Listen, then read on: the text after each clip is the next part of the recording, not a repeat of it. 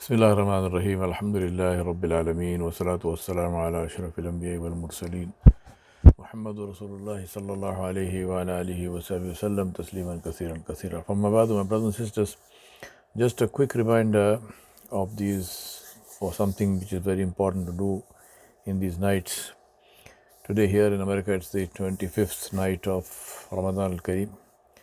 And wherever you are, it's one night this way or that way. We are in the last 10 nights of Ramadan, one of the odd nights of which could be Laylatul Qadr. So I ask Allah subhanahu wa ta'ala to grant us all Laylatul Qadr, inshaAllah. Sayyidah Aisha Siddiqa radiallahu anha, she asked Rasulullah sallallahu alaihi wasallam, we know the famous hadith. She said, Ya Rasulullah sallallahu alaihi wasallam, if I should find Laylatul Qadr, what is the dua I should make? What should I ask Allah for? And he said, sallallahu alaihi wasallam, O Aisha, ask Allah, Allahumma innaka afuwun tuhibbul afu fa'fu anni. Allahumma innaka afuwun tuhibbul afu fa'fu anni. Oh Allah, you are the one who forgives, you are the forgiver, you like to forgive, so forgive me. Now, very important, don't get involved in arguments and discussions about Laylatul Qadr, whether it is the 27th or the 25th or the 29th. We go by the word of the Nabi alayhi salam, not by anybody else. Whoever else said whatever else they said, they are not the Nabi. When we have the word of Rasulullah sallallahu alaihi wasallam on one hand, and we have the word of anybody else on the face of the planet who lived or who lives, we do not take their word if it is not the same as the word of Rasulullah sallallahu alaihi wasallam. Rasulullah sallallahu alaihi wasallam did not name and did not specify a particular night. He said it is one of the odd nights in the last 10 nights of Ramadan. When our mother Aisha Siddiqa radiallahu anha asked him this question, and she said, if I should find, he did not tell her, why are you saying if? It is the 27th. So why do you say if? He didn't say that. He said, if you find it. So she is saying, if I find it. He is saying, if you find it. What does it mean? It means that it is not specified, number one. Now, why is that important? First of all, it's important because we don't want to waste our time in useless arguments and useless discussions, the result of which cannot be positive. Second thing is, it is the hikmah and it is the beautiful wisdom of Allah subhanahu wa ta'ala that He told Rasulullah sallallahu alaihi wasallam this specific night because He wants to establish the fact that His Nabi is privy to secrets and it's not hidden from Him. But Allah subhanahu wa ta'ala wants to give the ummah of Muhammad sallallahu alaihi wasallam the benefit of worshipping Him in all the nights. And therefore, Allah subhanahu wa ta'ala hid this. Third thing is that all the signs of Laylatul Qadr, which they asked Nabi sallallahu alaihi wasallam, he said, the following morning, the sun will shine with rays which are not harsh. The following morning, right? The following morning. He said, sun will shine with rays which are not harsh. Now think about this. Tomorrow morning I wake up and I find the sun is this beautiful sunlight which is not harsh. I say, fantastic. So last night was Laylatul Qadr. But what was I doing? I was playing video games. Or I was watching football. Or I was watching basketball. And all of these things are happening. They are happening as I speak to you. Or I was fast asleep. I didn't worship Allah subhanahu wa ta'ala at all. I was not even in itikaf, because at least in itikaf you sleep. That sleep is ibadah. Not that we should be sleeping in itikaf, but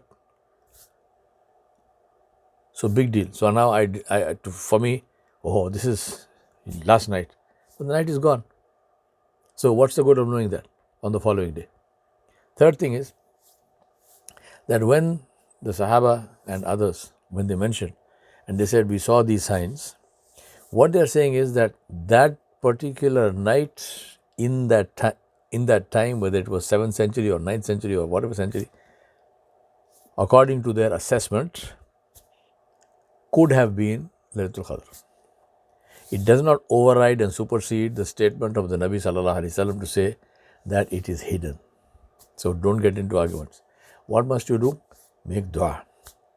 Worship Allah subhanahu wa ta'ala, dhikr of Allah, tilawatul Quran, nawafil, and make dua.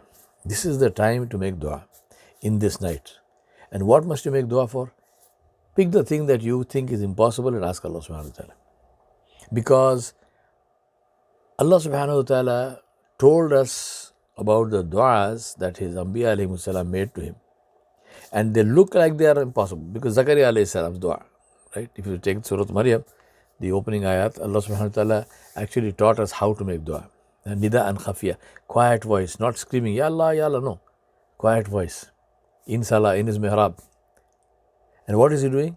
He's doing two things. One, he is begging Allah with a broken heart. He's begging Allah, he's putting his helplessness before Allah. He says, Ya Allah, I'm an old man, my hair is white, my bones are brittle, they have become weak. I don't have the strength I used to have. My wife, she is beyond the age of childbirth, but give me an heir. Give me someone to carry forward my work of preaching your religion. He didn't say, give me a second wife. He says, give me an heir, give me a son from the same wife. He's asking Allah subhanahu wa ta'ala something which apparently is impossible. So he's saying, Ya Rab, I am weak, my wife is beyond the age of childbirth, but give me an heir. So what is Allah showing us? Allah subhanahu wa ta'ala is showing us that put your helplessness before Him, Jalla Jalaluhu, and ask Him in keeping with His khudrat, with His power and glory and majesty. Who is Allah? Allah is the one who brought out a pregnant female camel from a rock for the people of Salih alayhi salam. Allah subhanahu wa ta'ala is the one who split the moon for the Quraysh by the ishara, by the signal of Rasulullah sallallahu alaihi wasallam's hand, blessed hand. Allah subhanahu wa ta'ala is the one who ordered the fire. قُلْنَا يَا نَارُ كُونِي بَرْدًا وَسَلَامًا عَلَى إِبْرَاهِيمَ. He ordered the fire to become cool and a means of safety for Ibrahim alayhi salam. Allah subhanahu wa ta'ala is the one who, when Isa alayhi salam was in danger of being killed, Allah subhanahu wa ta'ala raised him up, alive, to Himself. Allah subhanahu wa ta'ala has shown us multiple times and multiple places in the Quran of the du'as of His Anbiya alayhi salam and what He did with them. This is the one we are asking. This is the one who sustains and protects everything. I mentioned to you the stories, my stories here in America of small birds in this winter, minus 20 degrees Celsius temperature, freezing cold, ice everywhere, snow everywhere, and little birds, the black-capped chickadee, for example, this big, smaller than a sparrow. Allah subhanahu wa ta'ala keeps it protected. Allah subhanahu wa ta'ala feeds it. It lives through the winter here. It doesn't migrate. It lives through the winter here and comes out on the other end safe. This is the one we are asking. So ask, keeping Allah subhanahu wa ta'ala's power and majesty and glory in mind. Because Allah subhanahu wa ta'ala's power has no limits. Allah's treasures have no limits. Allah subhanahu wa ta'ala's ability to change and do things has no limits. يَفْعَلُ مَا يَشَاءُ وَيَحْكُمُ مَا يُرِيدُ. He can do whatever He wishes. He can order whatever He wishes. خَالِقُ كُلِّ أَشْيَاء وَالْأَحْوَالِ. He is the creator of all things and of all conditions. This is the one we are asking. So ask Allah subhanahu wa ta'ala. Find the most impossible thing that you think and ask Allah subhanahu wa ta'ala. Huwa Malik. He is the king. Ta'ala Allahul Malikul Haqqu la ilaha illa huwa Rabbul Arshil Kareem. All glory be to the king who is the true king, the Rabb of the throne, of the glorious throne of the Arshul Kareem. Ask Allah subhanahu wa ta'ala. This world belongs to Allah. It does not belong to all the monkeys who are pretending to be kings and queens and presidents and prime ministers and whatnot and running and creating chaos everywhere. It doesn't belong to them. It belongs to Allah subhanahu wa ta'ala. All of these are playing games. All of these are, they're like spiders building webs and fighting each other. All it takes is one person to come in with a broom and sweep, and all the spiders and all the spiders' web go into the garbage can. Ask Allah subhanahu wa ta'ala. Ask Allah subhanahu wa ta'ala for peace, for harmony, for justice, for compassion, for the destruction of oppressors everywhere. Ask Allah subhanahu wa ta'ala to have mercy on us because we have lost mercy. Our hearts have become hard like rocks. Our eyes have dried. Our tears don't flow anymore. Because we have seen so much misery and we have seen so much negativity, and may Allah protect us from ourselves. And this social media has bombarded us with so much negativity that our hearts have become hard. We have become completely immune. I remember many years ago, I must have been about maybe 14 or something like this. I went to buy chickens in Mausam Jahi market in Hyderabad. And I had a cycle, I used to cycle. And so I went to buy chickens there. Now, as I entered there, there was inside the market, there's shops all around and big courtyard. Now, whole bunch of chicken sellers. So they slaughter the chicken right in front of your eyes and they skin it, defeather it, and the innards and so on. They take out all the intestines and stuff. And all that stuff, the intestines and everything else, raw, they just throw it in a heap in the middle of that market. And there are dogs feeding off that and all that. Now, that is their standard. And that has been lying there. It lies there at least for 24 hours, if not more. Now, you can imagine, as I walked in there, I almost threw up. The stink was incredible. Because it's decomposing raw chicken guts, right? I mean, can't get nastier than that. But to my intense surprise, and remember, I'm now 67 years old. This is a memory from 14 years old. To my intense surprise, the chicken sellers, they were all happily sitting there. Somebody's doing some work, somebody's drinking tea, somebody's eating pan. They're chatting, they're joking. That smell, that terrible stink, they were immune to it. Completely immune to it. I mean, I almost stopped breathing, right? With the greatest difficulty, I stayed there as long as it took me to get the chicken, and I came out of there and I took a deep breath and I said, Subhanallah, look at these people, how can they bear that? And then it struck me, they can bear it because they have been seeing that and smelling that day in and day out. The first day one of them would have gone in there, his reaction would be the same. Second, third, fourth, fifth, 10th, week, 2 week, month, 2 months, he's completely immune to that. That's what has happened to our hearts. We have become immune to misery. We have become immune to suffering. We have become immune to injustice. We have become immune to bloodshed. Our hearts have died. The sign of life is the ability to feel pain.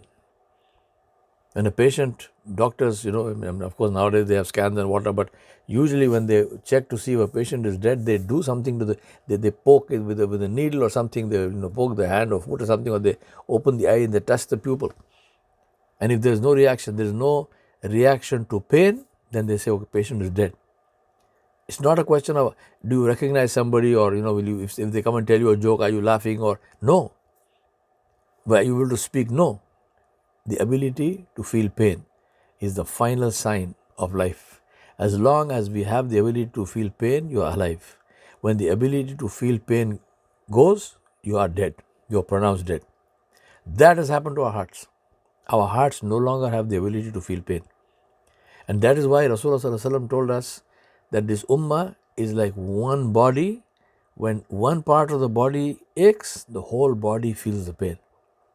Is that true anymore? You know the answer, I know the answer. We need to change that. Not in others, in ourselves.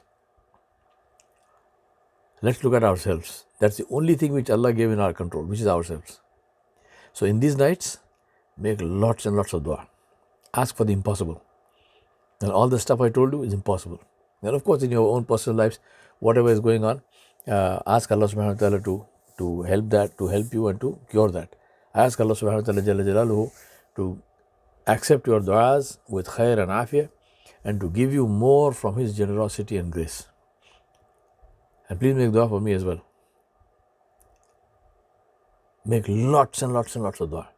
Allah said, Ud'uni astajib lakum. Ask me, I will give you. In the ayat of Ramadan, Allah subhanahu wa ta'ala said, وَإِذَا سَأَلَكَ عِبَادِي عَنِّي فَإِنِّي قَرِيبٌ أُجِيبُ دَعْوَةَ الدَّاعِ إِذَا دَعَانِ فَلْيَسْتَجِيبُوا لِي وَلْيُؤْمِنُوا بِي لَعَلَّهُمْ يَرْشُدُونَ. Allah said, O Muhammad sallallahu alaihi wasallam, O my Nabi, O my beloved, when my slaves ask about me, I am close to them. Let them ask me, I will give them. Let them obey me and let them have faith in me so that they may be guided. So this is the time for dua. Don't waste it. Do not waste it in doing this and that. Make dua. Make lots and lots of dua. And beg Allah subhanahu wa ta'ala. And inshallah, Allah subhanahu wa ta'ala will accept. We have complete and total faith in our Rabb Jalla Jalaluhu. He will accept. So ask Him. He told us to ask, so ask Him. Ask Him in in the names of His glory and majesty, in His beautiful names. And tell Him, ask Him and say, Ya Rab, you told me ud'uni, I am asking you. So give me. Give me because I am asking you. There is no other reason. Give me because you can give me. There is nothing to stop you. You are not bound by any rule. You don't need anything. Whatever I am asking you, you don't even need that. So give me. Ask Allah, beg Allah subhanahu wa ta'ala. I ask Allah subhanahu wa ta'ala to put the words in your mouth that He wants to hear. And I ask Allah subhanahu wa ta'ala to give you until you are tired of taking. ربنا ظلمنا أنفسنا وإن لم تغفر لنا وترحمنا لنكونن من الخاسرين. Start with istighfar. Give charity. Start with istighfar. My brothers and sisters, this time is gone. We are one step away from death. And no amount of regret will help when we see Malakul Maut. Do it now. Make istighfar. Ask Allah to forgive. And He will forgive. He promised to forgive. We ask Allah to forgive us. We ask Allah subhanahu wa ta'ala to give us that we ask with khair and afiyah, and to add to that from His majesty and grace. Wa sallallahu ala nabiyil kareem wa ala alihi wa sahbihi ajma'in bi rahmatika ya arhamar rahimin.